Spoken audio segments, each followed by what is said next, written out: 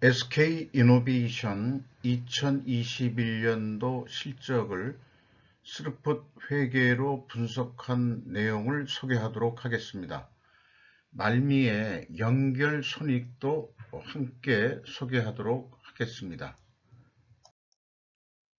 먼저 주가를 보면은 20만 6,500원으로서 2020년 말 대비는 16,500원이 상승했습니다. 장부가격 대비율은 112% 선을 나타내고 있습니다. 2020년 말보다 2% 떨어진 금액입니다. 5% 이상 주주는 SK지주회사가 33.4%를 소유하고 있고 국민연금이 8.3%, 외국인이 23.5%를 소유하고 있습니다.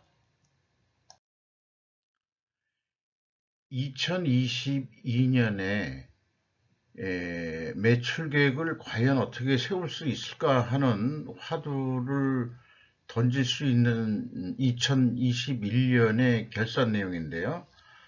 2021년 10월 1일로 물적 분할이 됐습니다. 이게 그 배터리 사업 부분이 SK온과 SK어스온이라는 두 회사로 물적 분할이 돼가지고 2021년도 연말 실적은 4분기의 실적이 빠진 금액이기 때문에 이 동일한 비교로서는 의미가 없다고 할 수 있겠습니다. 그러나 좀 매출 계속 진행을 해 본다면은 매출은 5% 감소한 결과가 된 거고요. 물적 분할을 해서. 그 대신 매출 재료비는 29.1% 상승한 것은 맞는 얘기일 것입니다. 그래서 스루풋은 20%가 내려갔고요. 스루풋율은 69.2%에서 무려 11%라 내려갔습니다. 운영비용은 10.4%가 증가했고요. 그래서 2가 넘는 높은 생산성을 유지하던 이노베이션이 1.48로 생산성이 떨어졌습니다. 영업이익은 7,512억 원으로서 전년보다 49.3%가 하락을 했습니다. 원가 회계 영업이익보다는 722억 원의 흑자가 더 난 거로 돼 있는데 그것은 자연적인 재고 감소보다도 물적 분할에 의한 재고 감소로 판단이 됩니다.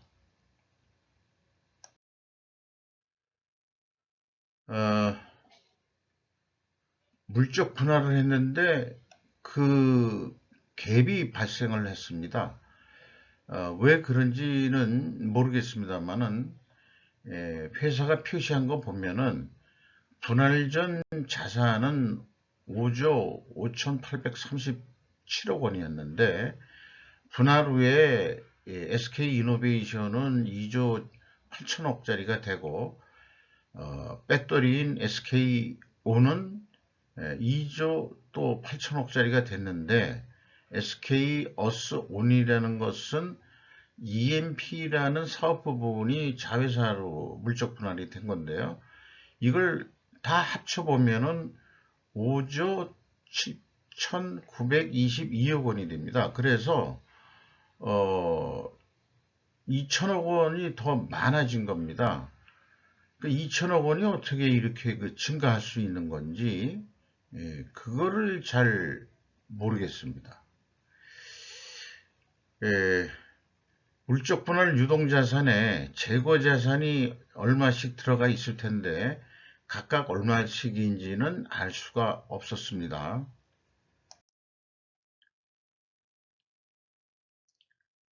남아있는 재고로 보아서는 이노베이션 자체 사업은 거의 축소되고 중간 지주회사 성격이 더 강해졌습니다. 가공비 배부 재고자산은 2021년 말에 108억 남았습니다. 1865억 원이라는 재고가 감소를 했습니다. 이것이 그 물적 분할로 넘어간 금액도 포함될 거라고 봅니다. 전체 금액도 3,242억 원이 감소를 했는데 이것도 물적 분할에서 넘어간 금액이 포함되어 있을 것으로 보입니다. 평가 충당금도 덩달아서 같이 움직였다 이렇게 추정이 됩니다. 그러나 그 비용의 성격적 분류에 와서 A 제품, 상품 및 반제품의 변동이라고 재고자산의 변동 범위를 SK이노베이션은 구체적으로 잘 명시를 해주고 있습니다. 그리고 또 원재료의 사용 및 상품의 매입액이라고 하는 것도 표준적인 표기 방법인데요.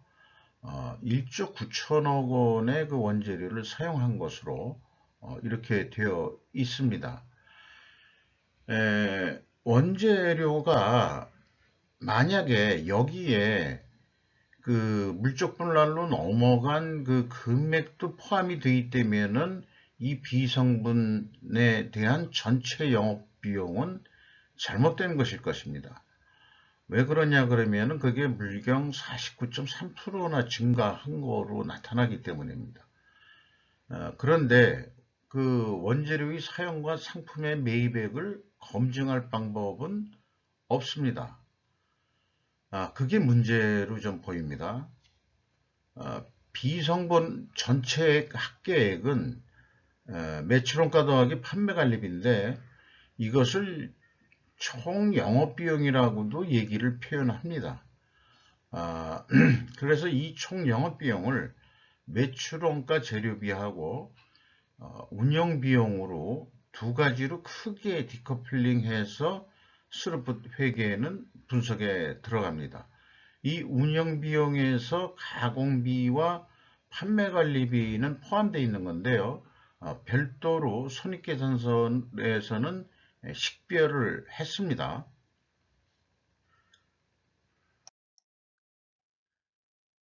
영업비용 중에서 주요 비용을 보면은 인건비가 3,938억 원이 집행이 돼서 전년보다 29.5%가 증가가 됐고요. 운영비용 비율로는 25.1%로 3.7%가 증가했습니다. 직원 수가 1,353명으로 남았는데 2020년도에 그 사업보고서가 영업보고서로 대체가 되면서 그 내용을 분석할 수 있는 데이터가 없어졌습니다. 그래서 할 수 없이 공란으로 뒀고요. 2019년도에 비해서는 729명이 감소했습니다. 평균 임금이 2억 9,100만 원이나 거의 3억 원 돈이나 되는 것으로 이렇게 산출이 됩니다. 2019년도는 1억 원대였거든요. 그러면은 2020년도에 이게 한 3천억으로 증가했으니까 직원 수가 크게 증가했을 것 같지는 않거든요. 그러니까 오히려 더 줄어가든가 아니면은 2,000명보다도 약간 좀 그러나 추정으로 넣지는 않았습니다. 나머지 비용들을 다 회사는 기타 비용으로 표현했는데 9% 증가한 것으로 이렇게 산출이 됩니다. 운영비용 중에서 가공비는 9,800억 원으로서 21.9%가 증가했습니다. 가공 비율은 변동이 없습니다. 재료 비율도 따라서 변동이 없습니다. 그런데 총 제조 비용에서 피총 제조 비용은 비용의 성격적 분류 기준을 가지고 산출한 총 제조 비용이고요. Q 총 제조 비용은 재고 자산의 증감 기준을 가지고 매출원가를 역산해서 산출해낸 금액입니다. 그런데 그 총 제조 비용이 더 많아가지고 무려 3,645억 원의 차이가 납니다. 이것은 결산서 상의 오류라고 분명히 보여집니다. 왜냐하면 2020년과 2019년은 재고자산의 변동 범위가 일치하기 때문에 일치하거든요. 그런데 2021년 결산 내용에서는 이렇게 크게 차이가 나는 게 문제가 있다고 할 수 있겠습니다. 재고자산 회계 투명성 2단계로서 그 1번이 그 스루풋 회계 쪽의 기준으로 하고 있는 거고요.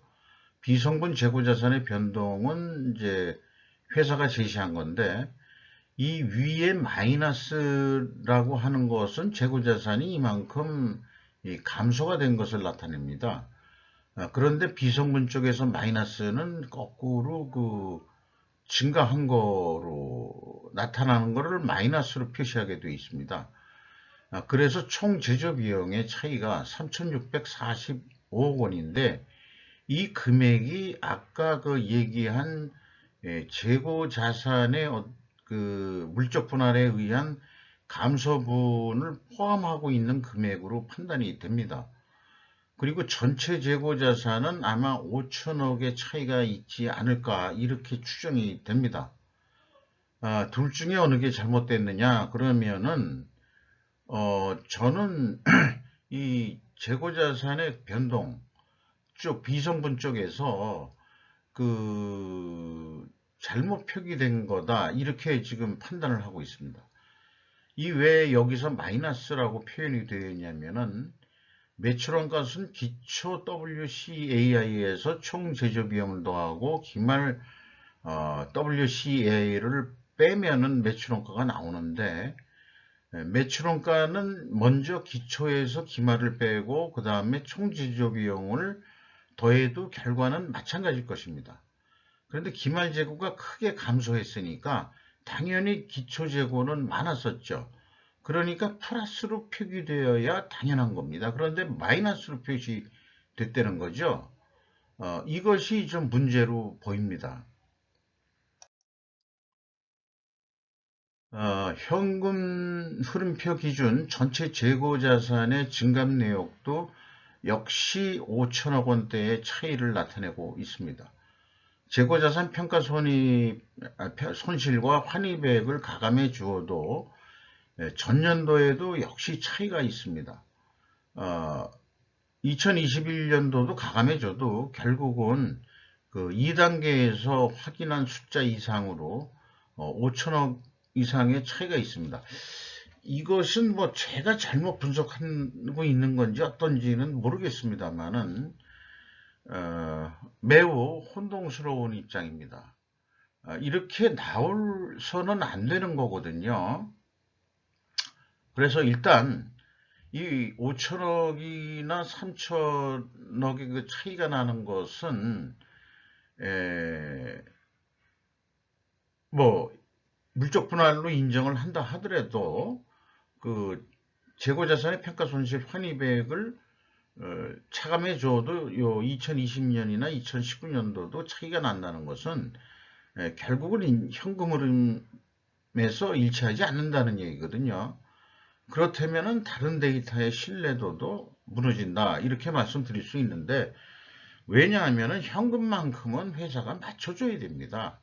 맞추지 못했다는 얘기는 뭔가 내재된 문제점이 있다 이렇게 볼 수밖에 없습니다. 2021년도 WCI 회전율은 특별 원인 물적 분할에 따른 수치이기 때문에 이것도 비교하는데 좀 큰 의미는 없을 겁니다. 재고자산 그 가공비 배부 재고자산의 회전율이 급격히 그 줄어들었기 때문에 회전율이 크게 산출이 되는데, 이것은 특별한 그 상황이 되겠습니다. TOE 생산성 줄었고요.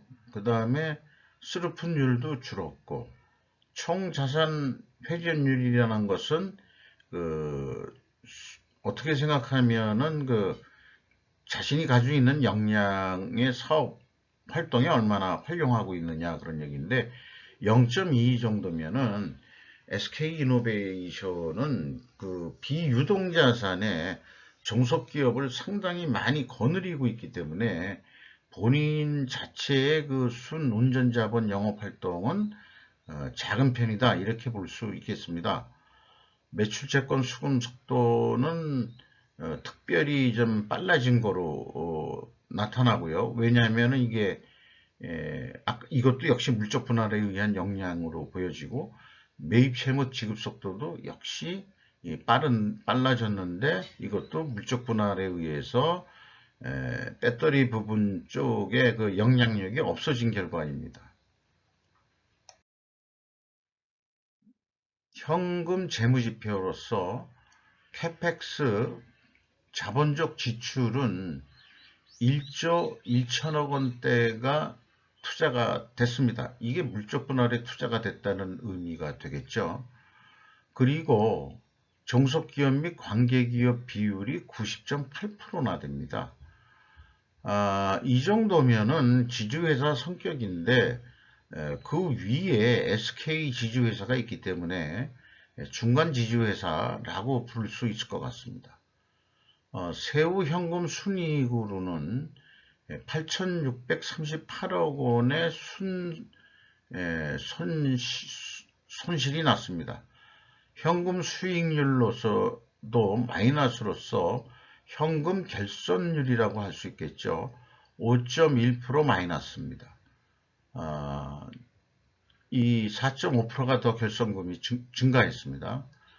채권자한테 4,228억 원을 갚아가지고 레버리지 이율은 9.1%로 줄었습니다. 주주 잉여 현금 흐름이 마이너스면은 1,158억 원에 대한 자본 성격이 더 유입된 돈으로 볼 수 있겠고요. 2019년도가 순수하게 이익배당인데 매우 높은 이익배당률을 가져가고 있었습니다. FEM 최종 3,707억 원의 현금이 유입됐다. 이렇게 표현할 수 있겠습니다. 현금 버퍼율은 32.8%로 증가했고요. 이익잉여금은 221%로 증가했습니다. 납입자본 성장률은 3.2배로 상승했습니다. 연결손익 내용입니다. 그 연결손익 매출 중에서 중요하다고 생각되는 두 부분만 모아왔는데요.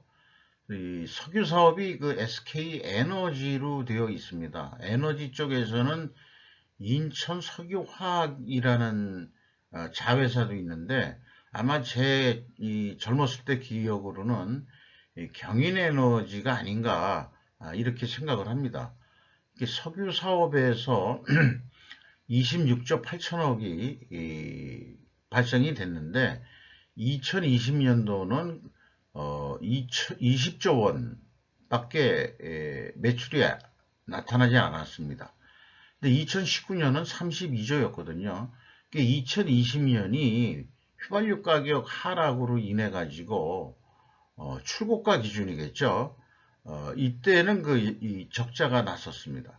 배터리 사업은 계속 잘 될 것으로 예상이 돼서 물적 분할이 되겠지만은 2020년에 1조 6천억 했던 게 2021년에는 3조 원을 달성한 것으로 이렇게 산출이 됩니다.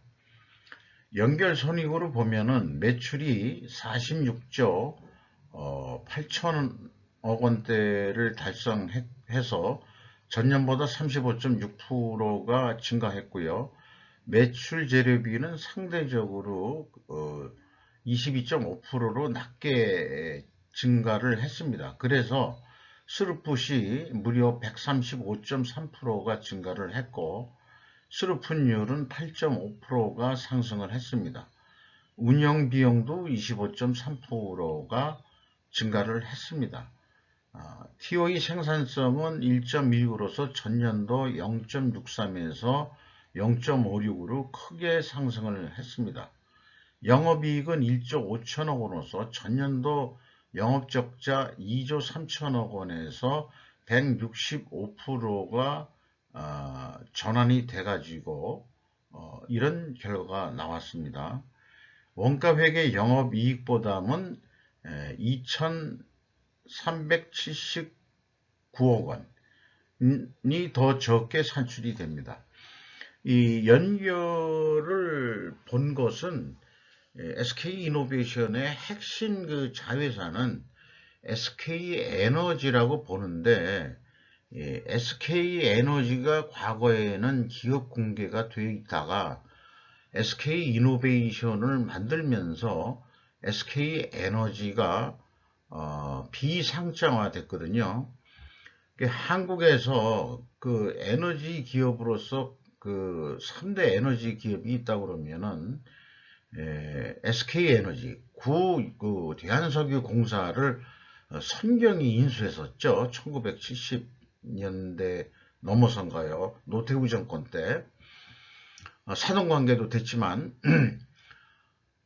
뭐 정치적인 이유도 있어서 SK가 뭐 컸는지 모르겠습니다만은 그 다음에 이제 LG 칼텍스가 있죠. 이것도 그 비상장화되어 있습니다. 그래서 우리나라의 중요한 에너지 기업에 모두 그 비상장화되어 있어가지고 실제 그 일반인들이 공시 내용을 보기가 좀 쉽지가 않고 별도로 금감원 쪽에서 별도로 검색을 해봐야 되는 그런 상황입니다만은 저는 기업 공개가 돼야 된다고 믿는 사람 중에 한 사람입니다. 투명하게 좀 더 에너지 기업을 좀 경영해 달라는 의미도 있고요. 마찬가지로 그 S오일이죠. 옛날 쌍용정유라고 했던데, S오일은 현재 최대 주주는 이제 아람코로 되어 있습니다만은, 아람코가 지금 S오일이 지금 기업 공개가 돼 있어가지고 주가가 얼마인지 우리가 쉽게 또 좀 알 수 있지 않습니까?